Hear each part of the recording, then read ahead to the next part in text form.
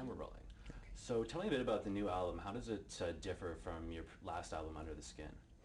Well, Under the Skin was really based on one idea, which was to take a single guitar part and have it be as orchestral as possible, finger-style guitar, doing the work of the whole track, one or two guitars, and then adding production value. But that album was as much about what I didn't do. There's no lead guitar, there's no bass, there's no drums. Gift of Screws, the new album, really represents the range of what I do. There is that style of playing on it, but it also covers, you know, the ground of everything that I've tried to do. And how are you finding the reception for Gift of Screws is? Well, it's interesting. You know, you do work, you tend to learn to do it for yourself without any particular expectation, and it's been surprisingly enthusiastic. You know, you tend to assume that a certain number of people are going to hear what you do and appreciate it, a smaller number of people, and yet we've been getting a broad kind of across-the-board response from the new album. Tell me a bit about the title, Gift of Screws. Was that not the title, I think, for the album that you were going to make originally, but then ended up turning into Say You Will, yeah? That's right, yeah. Most of what was going to be a solo album in 2001 called Gift of Screws got folded over into the Say You Will album. But the title track is from an Emily Dickinson poem, and it isn't quite as rude as it sounds. It's actually, I think what she was trying to say, if I have it right, is that you've got to turn the screws of a press in order to get the oil out of the flower petal to make the fragrance. In other words, you can't just watch the flower grow. You've got to put your own effort into it to get something out of it. Yeah, and actually, speaking of the press, you've had, like, you know, Murrow Turning Over His Grave was sort of a critique of the press and sort of the modern-day media. What are your thoughts on sort of modern media and modern reportage? Well, I don't claim to be that knowledgeable.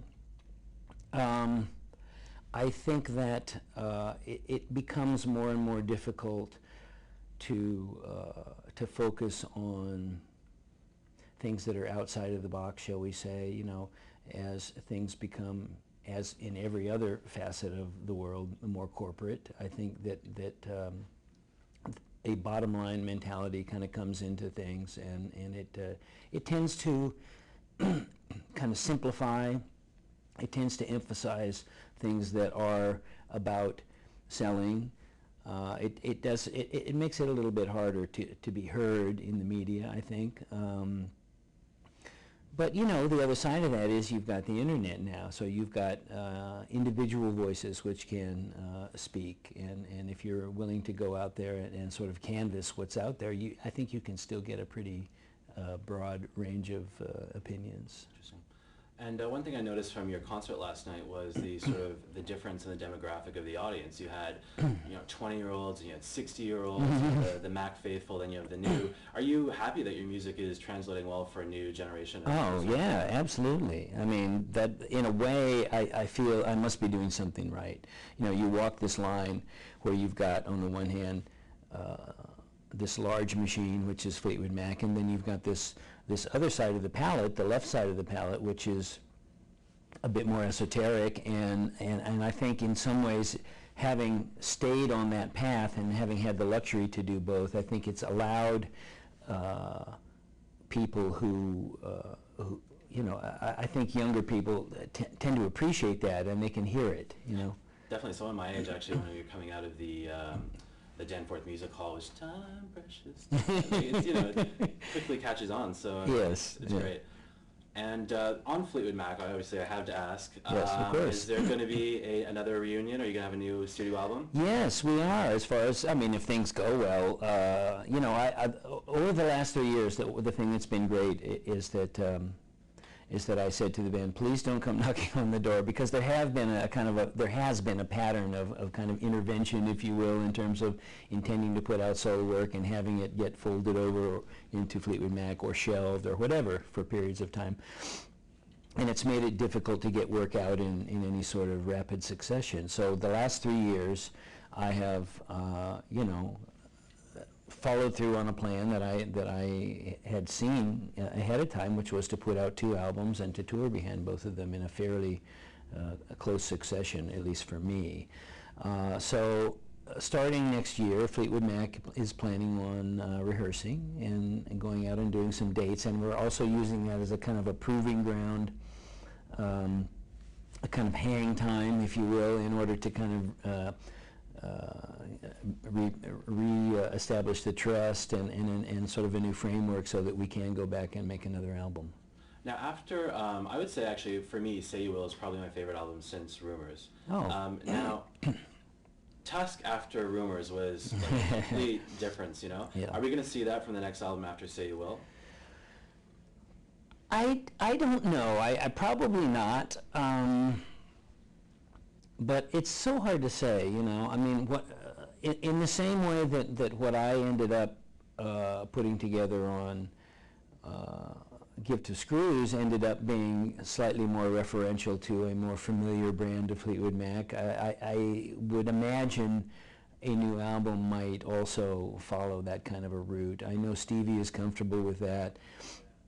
The politics in the band are a bit disparate, as you can imagine, and the tastes, and so, you know, in order to try to push the envelope too far, I think it tends to undermine something else that we really need to work on, which is just, you know, enjoying each other and sort of acknowledging the care that we do have for each other as people. So I think that's going to be our mantra first, and we'll see where the music takes it from there.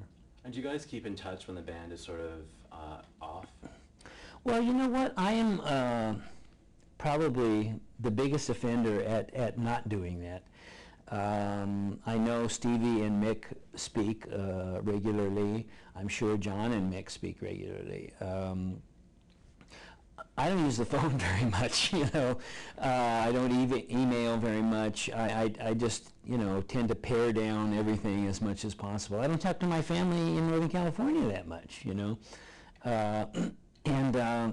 So I guess the answer is, for me personally, no, not really. I mean, I speak to Mick a couple of times a year, usually.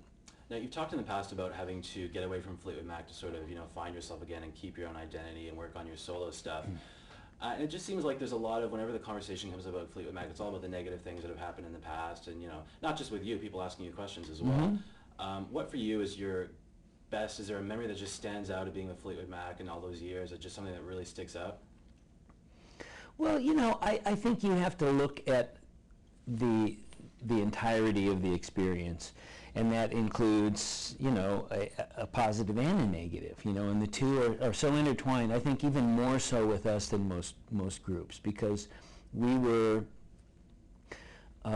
in this position of following through on a success we'd already had before Rumors, you know, with that first album, which was multi-platinum, and not that we could have predicted the kind of success that Rumors enjoyed, but we were being put in a position to follow through on that and do the right thing professionally, even though John and Christine McVie were in the process of getting divorced, even though Stevie and I were in the process of breaking up. So you know, that's sort of the seminal event as far as I'm concerned in terms of defining the band, and I think to some degree that's part of how people listening define the band too. They listen to the music and they appreciate it, but they also appreciate the subtext, if you will, because most people know what went on, and to some degree I guess it brings out the voyeur in everyone a little bit, but that was part of our story. So I mean,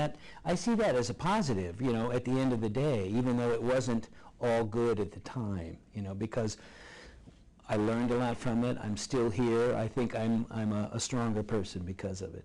Before you and Stevie joined for the White Album, you guys had your Buckingham Nicks album. Now, are we ever going to see that re-released on CD or digitally re-enhanced? Well, you know, that comes up every couple of years, and I think probably inertia has more to do with it not coming out than anything else, but there's also this sense from the people around us, management, etc., record company, that there will come a time when it is appropriate from a marketing standpoint to do that, and someone is thinking that time has not come yet, that maybe it would include, adding a couple of bonus tracks. See, I would just say, put it out. It is what it is. Put it on CD and let it go out. But some other people would probably want to make it more of an event.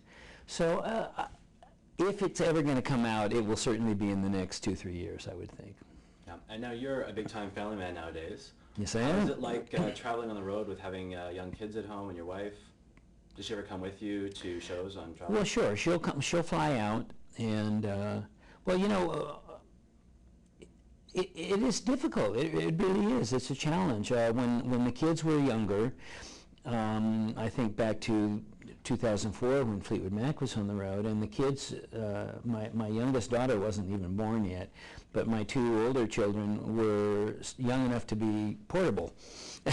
So we would take them out, and they would just hang on the road for periods of time, and that was great. Now, they're entrenched in their own lives, and they're both in school, and you can't do that.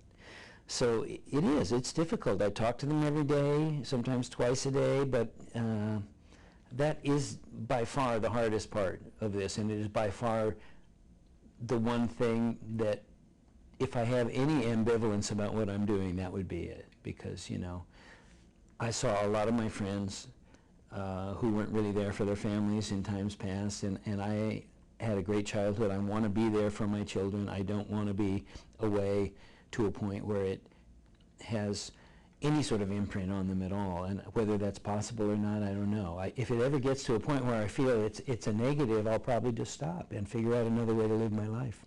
And what do your kids think about what you do? I mean, do they have appreciation for not just the... Well, I think it's on a couple of levels. They are both old enough to have gotten a great deal of feedback from, say, the playground, if you will, from other parents who have talked about Fleetwood Mac or whatever, or me, and it's filtered down through their children, and then the children give it back to my children. So they've gotten sort of their own take on it from their peers.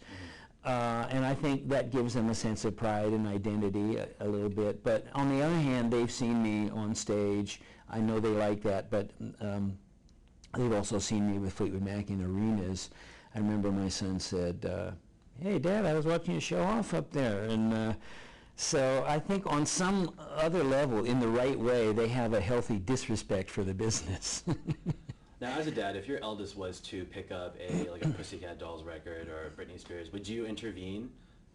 For the sake of good music, would you intervene? No. They have to find their own way. In the same way, I would not push them to be musical in any way than a way that they wanted to do it. I mean, my son is musical. All my children are musical, but Will, my son, is he's picked up some guitar chords, but he's done it all on his own, and he doesn't follow through on it. He's not obsessive as I was when I was younger than he was. I was like 7 or 8. He's 10. And, so, no, I think they have to have their own musical life, and it has to be on their terms without me having much to do with it.